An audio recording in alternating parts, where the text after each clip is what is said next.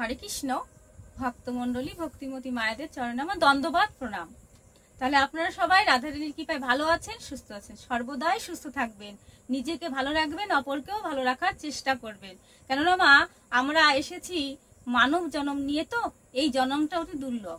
এই জন্মে আমরা ভালো কিছু যদি না পাই, মানে মানুষকে সাহায্য না করতে পারি, হ্যাঁ ঠিকই অর্থের জন্য আমরা অনেককে সাহায্য করতে পারি না, কিন্তু আপনারা যদি চেষ্টা করেন তার পাশে দাঁড়িয়ে তার কাছে একটা বন্ধুত্ব মানে হাত বাড়িয়ে দিতে, তাহলে কিন্তু একটা ভক্তির মাগ আপনার পাবেন। কেননা আপনারা সবাই ভালো ধার্মিক, আমরা সবাই, কেননা ভারতবর্ষের ধর্মের দেশ, তাই না? পূর্ণভূমি আমাদের এই ভারতবর্ষ। তাই মা, সেই ভগবানের নিয়ম নীতি কোথায় লেখা আছে?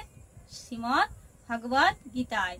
ভগবান শ্রীকৃষ্ণ তো আমাদের জন্য 574টি শ্লোক তিনি আমাদের প্রাণের গোবিন্দের প্রাণের সখাকে শ্রী অর্জুনকে বলেছেন।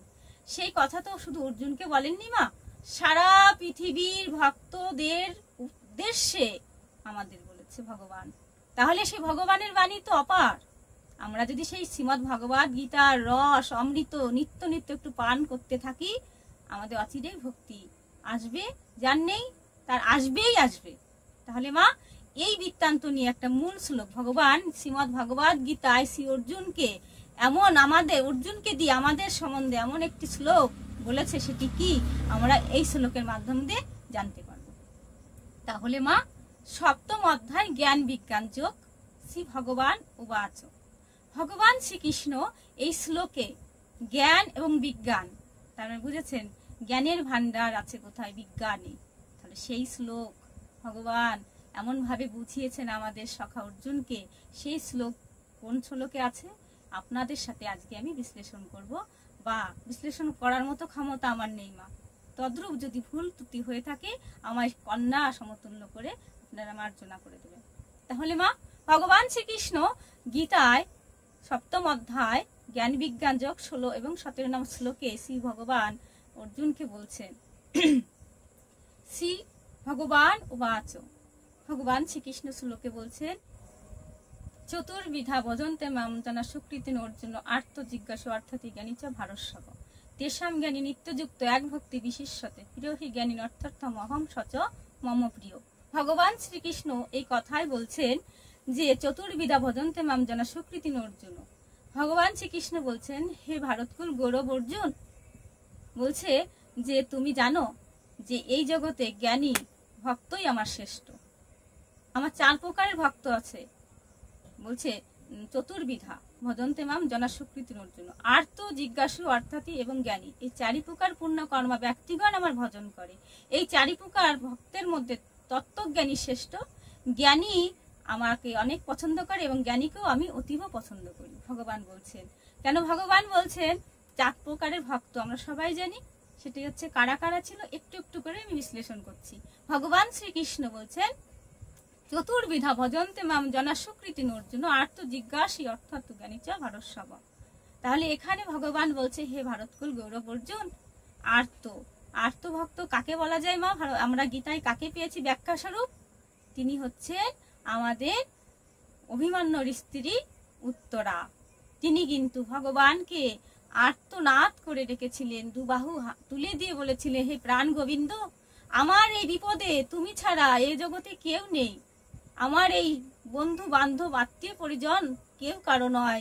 এই ব্যথা থেকে উপশম করতে পারে শুধুই আমার প্রাণ গোবিন্দ। তিনি কিন্তু আর্তনাদ ভাবে ডেকেছিল, আমরা মহাভারত পড়লে জানতে পারি, তাই না মা? তাহলে উত্তর হচ্ছে আর্তভক্ত। আর অর্থাৎই ভক্ত কাকে বোঝানো হয়েছে মা? সেটি হচ্ছে ভক্ত শ্রেষ্ঠ ধ্রুবকে বোঝানো হয়েছে। তাহলে ধ্রুবর যদি 5 বছর বয়সে তার বিমাতা মানে ছোট মার কাছে জিজ্ঞাসা না করতো যে আমি রাজা মশাইয়ের কোলে উঠবো, রাজা মশাই কোলে উঠার কথা যখন বলল, তার বিমাতা বলছে যে শোনো ধ্রুব, তোমার আর এই রাজার কোলে উঠার মতো ক্ষমতা সাহস কোনোটি নেই, যোগ্যতাও নেই তোমার। তাই তো তিনি বেরিয়ে পড়লেন। ভগবান ভক্তবর্ষ সেই আমাদের ধ্রুব কিভাবে ভগবান পেল আমরা গীতা পড়লে জানতে পারি, তাই না? তাহলে সেখানে তার অর্থের অভাব মানে লোভ এসেছিল না, অর্থাৎই রাজার কোলে উঠা মানে একটা লোভ। তাহলে সেখানে অর্থাৎই ভক্ত কাকে বোঝানো হচ্ছে মা? ধ্রুবকে। আর এখানে জিজ্ঞাসু কথা আছে না? তাহলে এই জিজ্ঞাসু কথাটা আমরা এখানে কোথায় পাবো?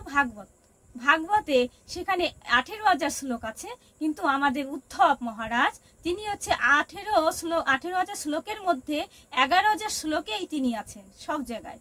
তাহলে তিনি হচ্ছে বারবার করে ভগবানের সাথে নিত্য নিত্য কথার মাধ্যম দিয়ে জিজ্ঞাসু, তার এত কথা ছিল, সমস্ত উত্তর ভগবান তাকে দিয়েছিলেন।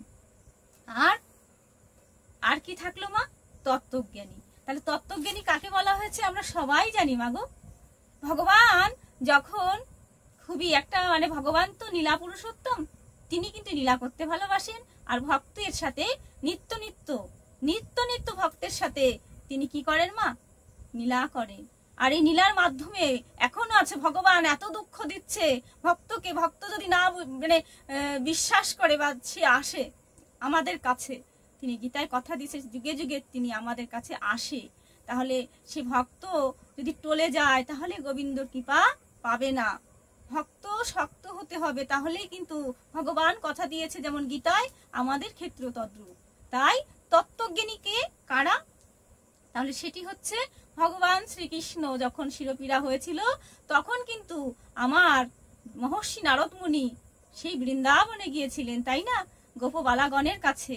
তখন শ্রীমতী রাধারানী অশ্বসখী এবং গোপীগণেরা তারা কিন্তু কি করেছিল? একবার চাওয়া শুধু যেটুকু সময় লেগেছিল মা, তারা তৎক্ষণাৎ তাদের ওই চরণের ধূলিকণা আমার প্রাণ গোবিন্দকে দিয়েছিল, তাই না? তাহলে ভগবান বিশ্লেষণ করলেন, যদি তত্ত্বজ্ঞানী কেউ থেকে থাকে, এই প্রাণ গোবিন্দের ভক্ত স্বরূপ যারা ছিল ব্রজের গোপীগণ, তারাই হচ্ছে গীতায় তারা ব্যাখ্যা পেয়েছে যে তত্ত্বজ্ঞানী যদি বলা হয় ব্রজের গোপীগণেদের কি ভগবান শ্রীকৃষ্ণ তত্ত্বজ্ঞানী বলে ব্যাখ্যা দিয়েছেন। তাই বললেন তত্ত্বজ্ঞানী আমার প্রিয় এবং জ্ঞানীরও আমি অত্যন্ত প্রিয়। তাই ভগবান শ্রীকৃষ্ণ অমৃত বাণী রেখে গেছেন শ্রীমদ্ ভগবদ গীতায়।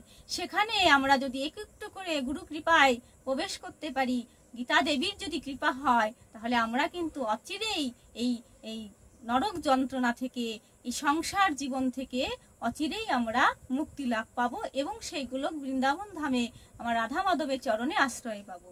তাই মাগো, আমরা সবাই মিলে যেন একটু নিত্য সাধুসঙ্গ করি, আর নিত্য যেন পিতা মাতাকে ভজন করতে পারি, সৎ পথে থাকতে পারি, আর ভগবানের সম্বন্ধীয় গুণ কথা বলতে পারি।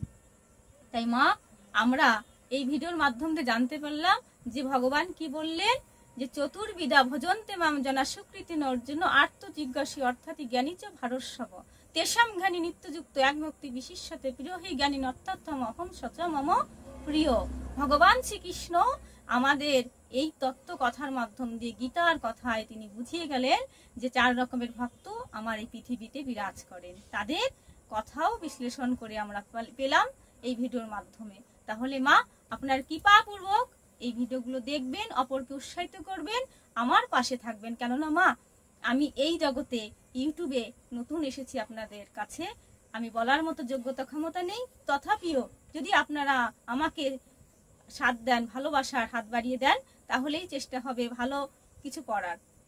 তাহলে আপনারা আমার এই ভিডিওগুলো দেখবেন, অপরকে উৎসাহিত করবেন। যদি ভালো লাগে আমার এই ভিডিওগুলো লাইক, কমেন্ট, শেয়ার, সাবস্ক্রাইব এবং পাশে থাকা বেল আইকনটি ক্লিক করবেন। ভালো থাকবেন, সুস্থ থাকবেন। রাধে রাধে।